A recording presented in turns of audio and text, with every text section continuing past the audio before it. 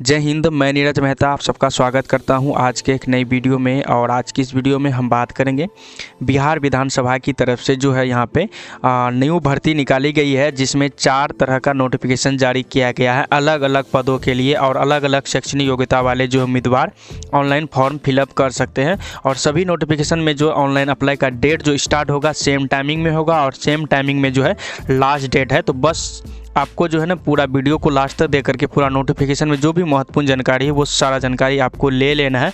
अगर आप भी भरना चाहते हैं तो आप भी फिल कर सकते हैं। तो सबसे पहले बिहार विधानसभा की ऑफिशियल वेबसाइट पे आएंगे और यहाँ पे देखेंगे आपको सारा नोटिफिकेशन जो यहाँ पे देखने को मिल जाएगा। अगर आपको आने वाले समय में अगर दिखाई ना पड़े तो आपको बस यहाँ पे एक ऑप्शन मिलेगा जैसे कि डाउनलोड वाला, यहाँ पे आपको जो है ऑप्शन मिलेगा रिक्रूटमेंट वाला, जैसे कि यहाँ पे देख पाएंगे। और यहाँ पे जो रिक्रूटमेंट एडवर्टाइजमेंट का ऑप्शन मिलेगा यहाँ पे क्लिक करेंगे और यहाँ पे आपको सारा जो है नोटिफिकेशन देखने को मिल जाएगा। तो यहाँ पे नोटिफिकेशन हम डाउनलोड कर लिए हैं। चलिए बताते हैं कौन 4 तरह के नोटिफिकेशन है। जैसे ही आप जैसे कि यहाँ पे देख पाएंगे तो यहाँ पे जो पहला जो नोटिफिकेशन है यहाँ पे देख पाएंगे जिसमें 2 तरह के पद था, जिसमें सहायक प्रशाखा पदाधिकारी और सहायक अवधायक का था, जिसका मैंने वीडियो ऑलरेडी बना चुका हूँ और वो लिंक वीडियो के डिस्क्रिप्शन में आई बटन में आपको मिल जाएगा। और ये तो हम बना दिए। एक दूसरा नोटिफिकेशन है जिसमें जो है 5 तरह का पद है। पहला जो है पुस्तकालय परिचारी, कार्यालय परिचारी दरबान का, कार्यालय परिचारी माली का, कार्यालय परिचारी सफाई कर्मी का और कार्यालय परिचारी पर्रास का। तो ये भी वीडियो हम बना चुके हैं, जिसमें जो भी महत्वपूर्ण जानकारी था वो हम आपको सारा चीज़ जो बता चुके हैं। आज की इस वीडियो में हम जानेंगे कि बिहार विधानसभा जो एक और नोटिफिकेशन है, वैसे तो 4 नोटिफिकेशन है, 2 का वीडियो बना चुका हूँ, ये तीसरा वाला है, ठीक। और इसमें जो है जिसका नाम है, पद का नाम है कनीय लिपिक, ठीक ना। इसमें एक ही तरह का पद है और ये जो है इसी के बारे में आज की इस वीडियो में हम बात करेंगे। एक और पद है जिसका नाम है, एक अलग नोटिफिकेशन है जिसमें 3 तरह का पद है, प्रतिवेदक का, निजी सहायक का और आशु लिपिक का। तो इसके बारे में हम नेक्स्ट वाला वीडियो में बात करेंगे। अभी हम बात करेंगे आज का इस वीडियो में कनीय लिपिक पद के बारे में। तो चलिए जान लेते हैं। तो सबसे पहले ये नोटिफिकेशन आपको डाउनलोड कर लेना, जो कि हम आपको बता चुके हैं। और यहाँ पे आने के बाद जैसे कि आप सब देख पाएंगे इसका जो ऑनलाइन अप्लाई डेट जो होगा, सभी नोटिफिकेशन का सेम डेट है, 29 जनवरी से 15 फरवरी तक मिल जाएगा आपको डेट। और नीचे की तरफ आएंगे तो आपको यहाँ पे वही सेम आपको डेट देखने को मिलेगा। और यहाँ पे अगर वेतन की बात करें तो आप सब यहाँ पे स्टार्टिंग और आप देख सकते हैं इसके अनुसार जो अनुमान्य जो भत्ता होगा वो भी दिया जाएगा। और यहाँ पे भी वही सेम है, मतलब कि अप्लाई डेट और लास्ट डेट यहाँ पे देखने को मिल जाएगा। अगर हम इसकी कोटी कि इसका सीट की बात करें तो यहाँ पे आप अपने कोटी के अनुसार देख सकते हैं कि जनरल में कितना सीट है और ईडब्ल्यूएस में कितना है और SC ST BC BC में कितना पद है, आप अपने कोटी के अनुसार यहाँ पे देख सकते हैं। और यहाँ पे ये भी बताया गया ये जो पद है घट भी सकता है, बढ़ भी सकता है। अगर आप भारत के नागरिक हैं तो आप इस फॉर्म को फिलअप कर सकते हैं।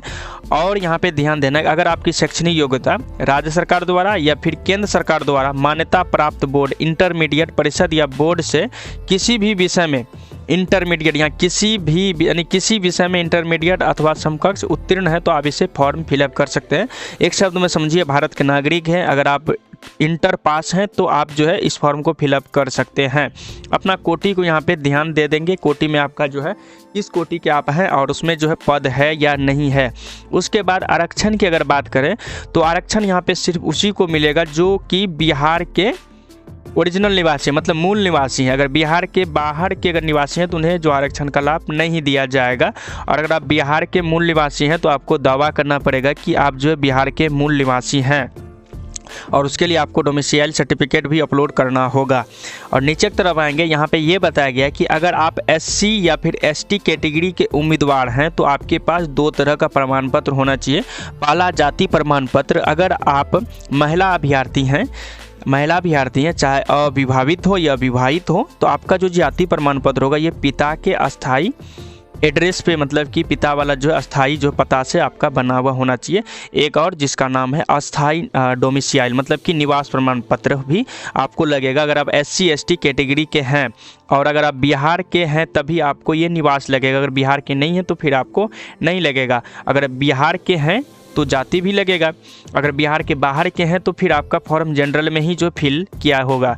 उसके बाद अगर आप बिहार के हैं और अगर आप BC EBC कैटेगरी के हैं तो आपको 3 तरह का प्रमाण पत्र लगेगा। पहला जो है जाति प्रमाण पत्र, अगर महिला अभ्यर्थी हैं तो पिता द्वारा जो है अस्थायी पता से निर्गत होना चाहिए।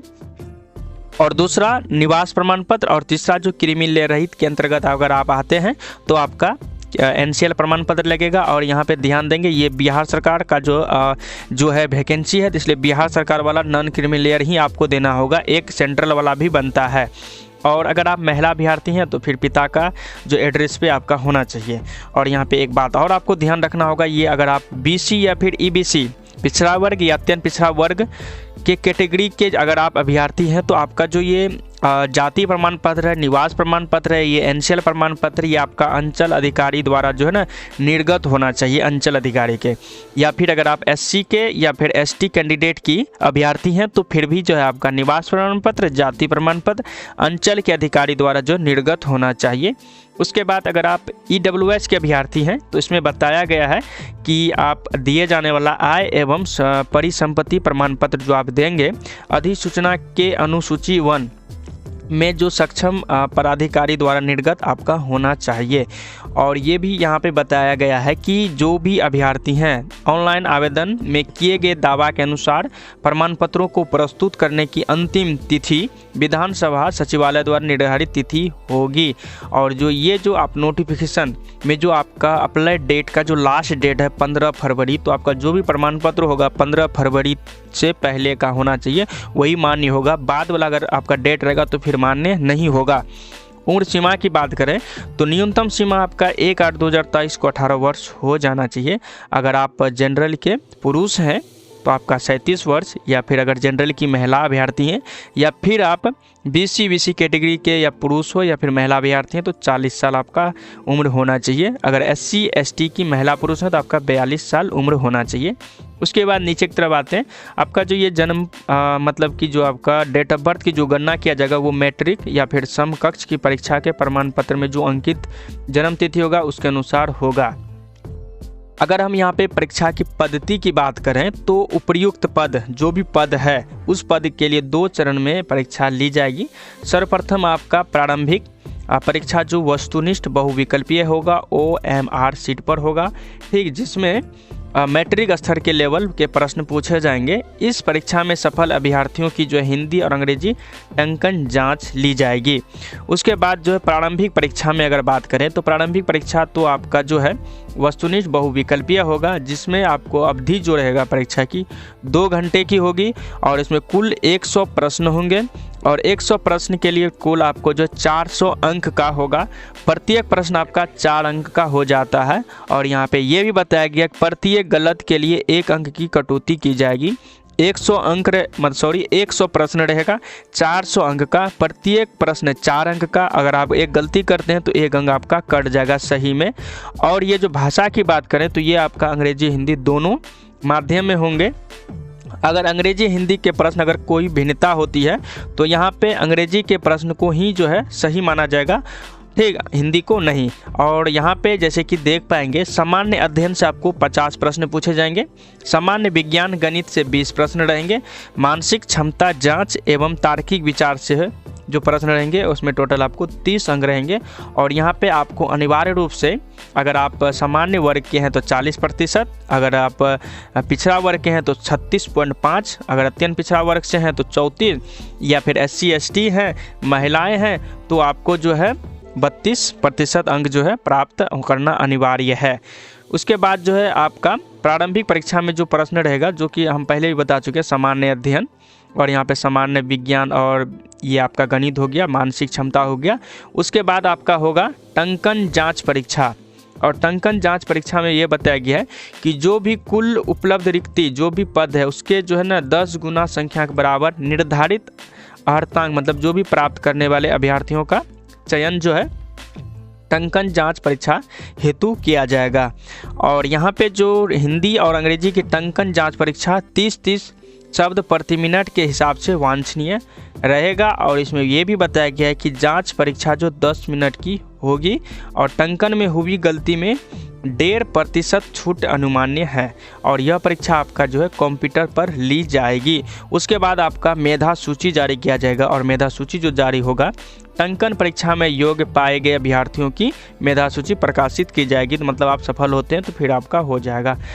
मेधा सूची में चयन। उसके बाद यहाँ पे अगर परीक्षा शुल्क की बात करें तो अगर आप बिहार के मूल निवासी हैं, अगर आप पिछड़ा वर्ग हैं मतलब BC EBC से हैं, या फिर EWS से हैं, या फिर आप जो है जनरल के सिर्फ और सिर्फ पुरुष हैं, या फिर आप बिहार राज्य के बाहर के किसी भी कोटि वर्ग के महिला हो पुरुष हो, आपको 600 रुपया जो है परीक्षा शुल्क लगेगा। अगर आप बिहार के SC ST हैं, अगर बिहार के आप SC ST अभ्यर्थी हैं, या सभी वर्ग के कोटि के ओनली बिहार मतलब बिहार राज्य के मूल निवासी सभी वर्ग और कोटि की महिला हैं, तो आपको 150 रुपया लगेगा। नीचे की तरफ आएंगे, यहाँ पे सेम वही आपको पीछे वाला देखने को मिल जाएगा। और यहाँ पे बताया गया है कि जो आप ऑनलाइन आवेदन करेंगे तो उसमें जो आप सूचना देंगे और प्रमाण पत्र और अंकों से मिलान करने के क्रम में अगर किसी प्रकार की त्रुटि होता है तो फिर उम्मीदवारता आपका रद्द कर दी जाएगी। जो आप फिल करेंगे जो प्रमाण पत्र में वही आपको फिल करना है। और यहाँ पे बताया गया है कि अभ्यर्थी जो स्टूडेंट होंगे शैक्षणिक योग्यता और आरक्षण संबंधित प्रमाण पत्र, हाल का एक अपना फोटो और एक हस्ताक्षर जो ऑनलाइन आवेदन में निर्धारित स्थान पे अपलोड करना होगा। और अपलोड करते समय ध्यान देना है कि आप जो भी अपलोड कर रहे हैं वो स्पष्ट रूप से आपका दिख रहा है। और यहाँ पे ये भी बताया गया है कि जब आप आवेदन करेंगे तो उस समय जो आप फ़ोटो देंगे तो फ़ोटो में जो आप अपलोड करेंगे फ़ोटो को, उस फोटो का आपके पास कम से कम 5 प्रति मतलब कि कॉपी अपने पास रख लेना सुरक्षित। आने वाले समय में अगर आपका चयन होता है तो विभाग अगर मांगेगा तो आपको वो फ़ोटो देना होगा। फिर नीचे की तरफ आएंगे, जब आप फॉर्म को फिलअप कर देते हैं तो प्रिंट आउट निकालते हैं तो प्रत्येक प्रिंट पे जो है आपका एक बारकोड और एप्लीकेशन नंबर रहेगा। अगर किसी भी पेज में अगर बारकोड या एप्लीकेशन नंबर में से कोई एक अगर नहीं रहता है तो ऐसी स्थिति में आवेदन को स्वीकार नहीं होगा, ये भी इसमें बताया गया है। तो ये जो पद था आप जैसे कि यहाँ पे देख पाएंगे, ये जो नोटिफिकेशन था कनीय लिपिक पद के लिए था, आप सब जैसे कि देखें। अब जो है अगर हम बात कर लें, अगर इसी वीडियो में हम बात कर लेते हैं इस वाले पद के लिए जो प्रतिवेदक, निजी सहायक एवं आशु लिपिक हैं, तो इसमें अगर हम बात करते हैं तो वीडियो काफ़ी लंबा बन जाएगा जो कि आप सब देखना पसंद नहीं करेंगे। तो हम चाहते हैं कि इसके एक अलग से वीडियो ला दें जिसमें कि कुछ जो है सेम चीज़ हैं और कुछ जो है अलग अलग चीज़ें हैं। मतलब कि डेट तो आपका सेम ही हो जाएगा, कुछ जैसे कि आपका हो गया शैक्षणिक योग्यता अलग होगा, इसके चयन प्रक्रिया और सारा चीज़ जो वो आपका अलग देखने को मिलेगा। तो इसका हम एक अलग से वीडियो बना देते हैं। तो आज का वीडियो यहीं तक। उम्मीद है कि ये वीडियो आप सबको पसंद आया होगा और वीडियो को लास्ट तक देखने के लिए धन्यवाद। Thank you so much. मिलते हैं नेक्स्ट वीडियो में, तब तक के लिए जय हिंद और जय भारत।